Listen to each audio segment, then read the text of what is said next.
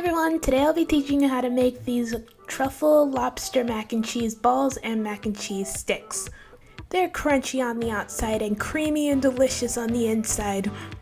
I made one with hot Cheetos and one with regular breadcrumbs. And I'm just gonna let you know now that everything that was fried with an air fryer. I said fry a lot. Okay, so let's get started with the video. Start by adding water to a large pot, then add salt. Bring the water to a boil, then add a whole box of macaroni noodles, which is just about 2 cups of macaroni noodles.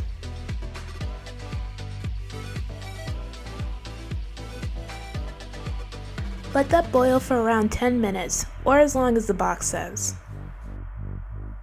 Now we're going to shred our truffle gouda cheese.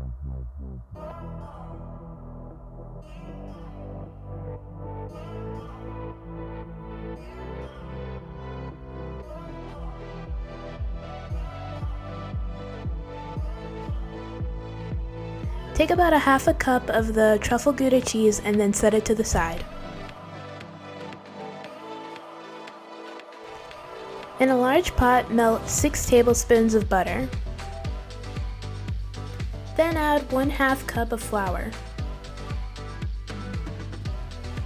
Then mix it together for about 2 to 3 minutes. Keep the temperature at a medium to low heat.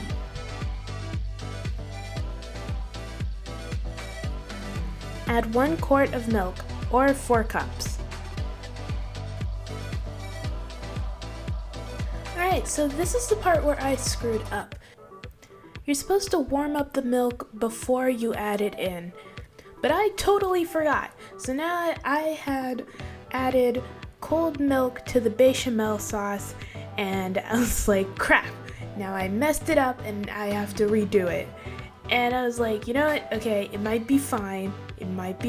So I looked up what to do if you add cold milk, and it turns out that you're not supposed to add cold milk because it takes longer for it to thicken, which it did take longer, and because it, like, supposedly if the heat is too high, it gets everywhere. Like, it's like if you poured cold water on a hot pan with oil, like it splatters. That's what happens when you add cold milk to the roux, but I had it on low heat, so that didn't really go down. So since it was already on low heat, I just had to slowly turn up the heat, and then it eventually got thick and turned into the bechamel sauce. So it was all fine. Just remember to heat up your milk before you add it in. It makes the process go a lot faster. Alright, so now that it's thick, reduce the heat to low. Add the 1/2 cup of truffle gouda cheese that you shredded before, and then mix. Then add 2 cups of white sharp cheddar cheese.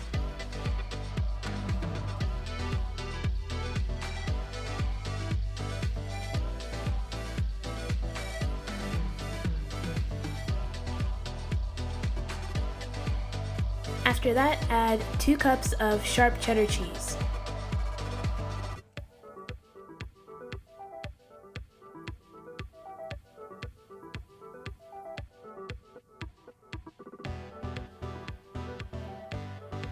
Then add 1/2 cup of sour cream.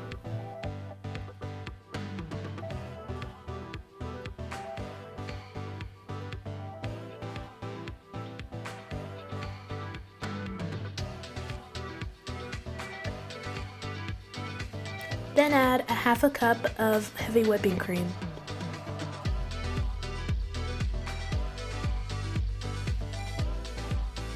The cheese should be well combined and melted at this point, so you can go ahead and turn off the heat. Now it's time to add our seasonings. Add a 1/2 teaspoon of pepper, mix,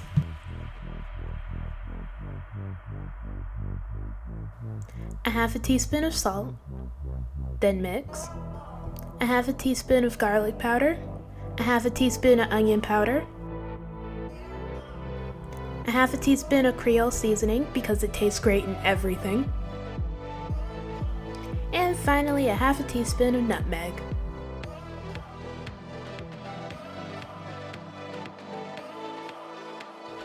After everything is well combined, it's time to add your noodles.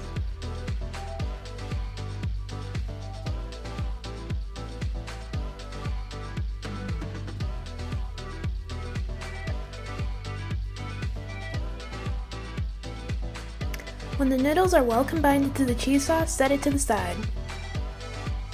Alright, so now that we're done with the mac and cheese, it's time to move on to the lobster. My mom had leftover lobster from one of her mukbangs, so I ended up just using that. However, make sure you saute and season your lobster before putting in the mac and cheese, and then cut it up into fine pieces.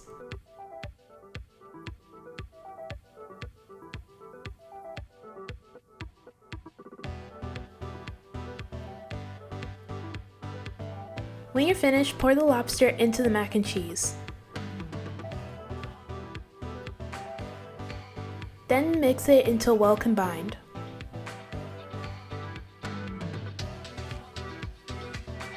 Take out a large bowl in a medium-sized pan. Cover the pan in tinfoil or parchment paper.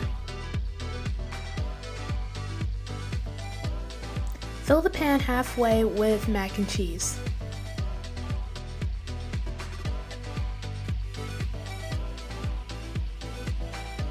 Then smooth the surface when you're finished.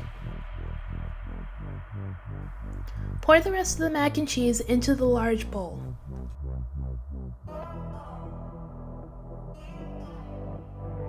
Cover the bowl and the pan with plastic wrap.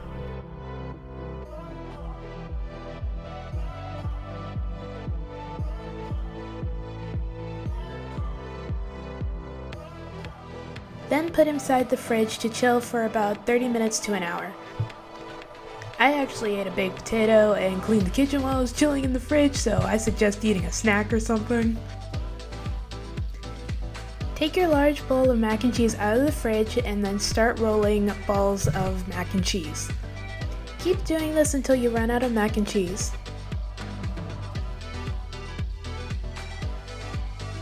I realized that I might have made the mac and cheese balls a bit too big, so I decided to redo them. I put them back into the bowl and then made them a bit smaller than they were before.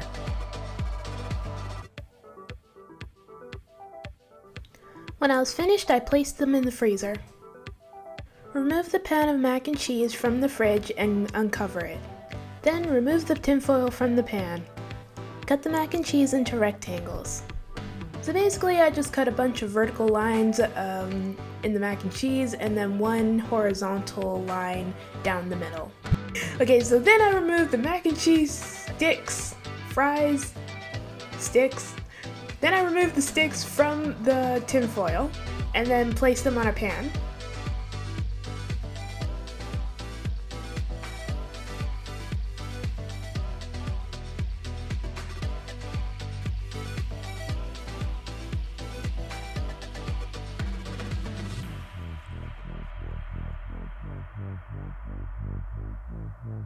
Alright, when you're finished, you're going to place the mac and cheese sticks in the freezer. Both the mac and cheese sticks and the balls stay in the freezer for 30 minutes to an hour. Alright, while everything's freezing, prep your station. Beat some eggs in a pan. I always use these pans specifically when I'm frying stuff. And I don't know why. I always use them. And it's convenient, it just works, their shape and size. Okay, so then fill a pan with flour. I don't have specific measurements for anything because you're just gonna have to add more flour, eggs, hot Cheetos, and breadcrumbs as you go along. Place blended up hot Cheetos and breadcrumbs into a pan. So I took the mac and cheese sticks out of the freezer first. Coat the stick in flour, and then coat it in the egg wash, and then coat it in hot Cheeto. Repeat this step with half of the mac and cheese sticks.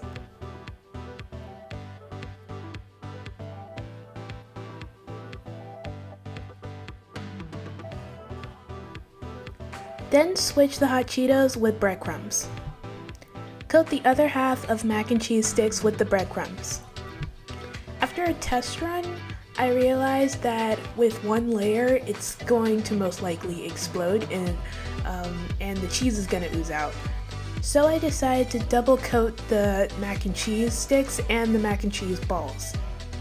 I double coated the breadcrumbs mac and cheese sticks first, and then I went back and coated the mac and cheese sticks with the hot Cheetos on them, just because with the hot Cheetos, the crumbs tend to like drip off and get into the egg wash, and I just didn't want the hot Cheetos and the breadcrumbs to mix. Alright, so now that the area is clean and we have a new batch of flour, egg wash, and hot Cheeto, we're going to coat the mac and cheese balls. Coat the mac and cheese ball in flour, then coat it in the egg wash, and then coat it in the hot Cheeto. You're gonna end up double coating the mac and cheese balls as well, which I don't know if I explained this before, but double coating it just means like coating it first and then putting it back in the egg wash and then covering it in more hot Cheeto or breadcrumbs. And now that I think about it, I could have just done the mac and cheese balls with the breadcrumbs first and then done the hot Cheetos second, so I didn't have to do all this back and forth. Double coating them with the breadcrumbs would have been easier, and then I could have just double coated hot Cheeto ones without covering the hot Cheetos first, and then going back, doing the breadcrumbs, then going back and doing the hot Cheeto, and then doing... It's just a bunch of back and forth. I don't know if this made sense, but I just did a bunch of unnecessary back and forth. Learn from me. Learn from me and do the right thing. Do the breadcrumbs first, and then do the hot Cheetos second. Double coat, it's way easier. I did the unnecessary work so you could learn from me.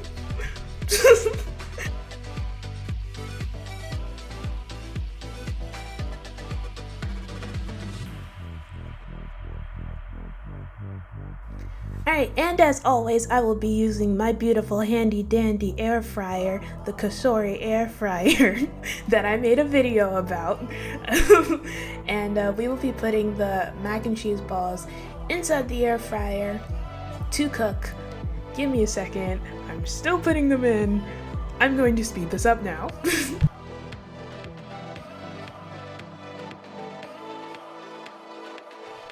So I cooked the cheese balls and the cheese sticks at 380 degrees for about 10 minutes.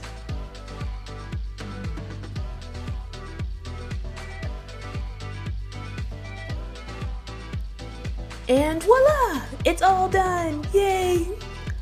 Okay, some of the mac and cheese did leak out of like 2 of them, but it's not really that big of a deal. They smelled freaking awesome. They came out really good.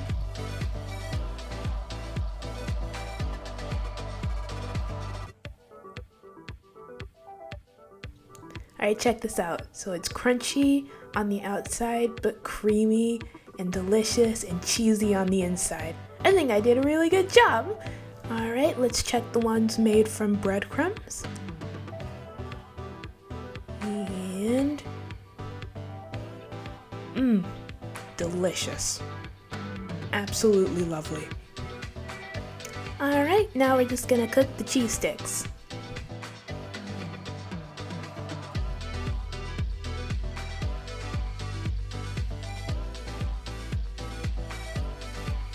Alright, cook them at 380 for 10 minutes and they should be done. Alright, so now you are all finished. Now you have mac and cheese balls and mac and cheese sticks. Go ahead and enjoy your truffle, lobster, mac and cheese balls and mac and cheese sticks. They are delicious. Me and Mom both agreed that the hot Cheeto ones taste better than the breadcrumbs, but you could do both. You could only do hot Cheeto, you could only do breadcrumbs. It's up to you. They were really, really fun to make, and I hope you guys enjoyed the video. As always, I will put what I used in the video, like the air fryer, in the description below. And don't forget to like, comment, and subscribe. Bye guys!